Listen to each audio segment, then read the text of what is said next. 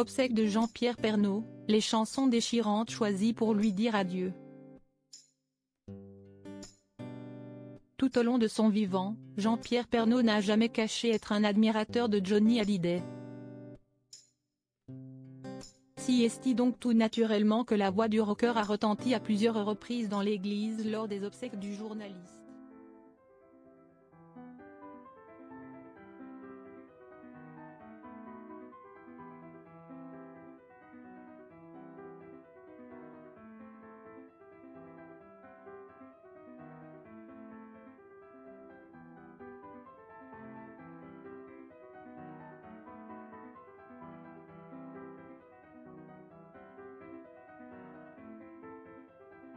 D'après les informations relayées après son décès, il serait mort après une opération du cœur faite en urgence,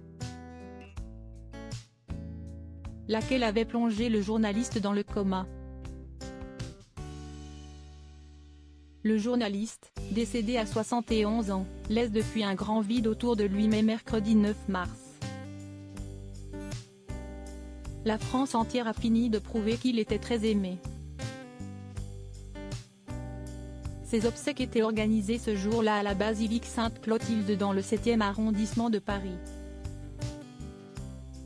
en présence de très nombreuses personnalités et des membres de sa famille, à savoir sa femme Nathalie Marquet et leurs enfants Lou et Tom.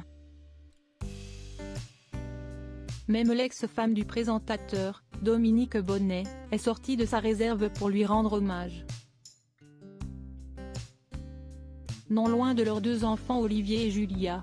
Au total, ce sont 700 invités qui ont assisté à la cérémonie.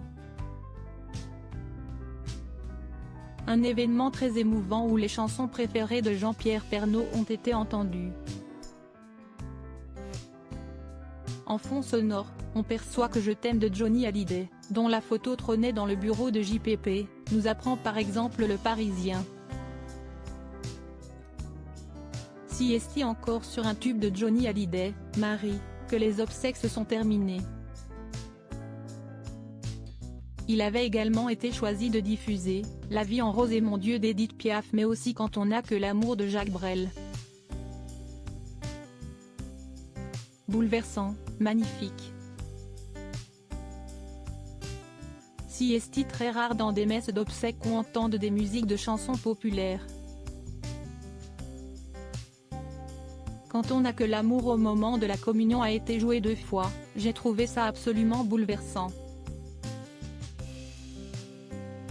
Et laissez-le-moi encore un peu Mon Dieu, la chanson de Piaf, c'était absolument magnifique aussi. A rapporté Isabelle Morini-Bosque dans Touche pas à mon poste. Et comment ne pas penser aux paroles et à l'histoire de la chanson Mon Dieu. Cette dernière fait référence à la mort tragique du compagnon d'Édith Piaf, Marcel Cerdan. Le boxeur est en effet décédé au sommet de sa gloire dans un accident d'avion en 1949.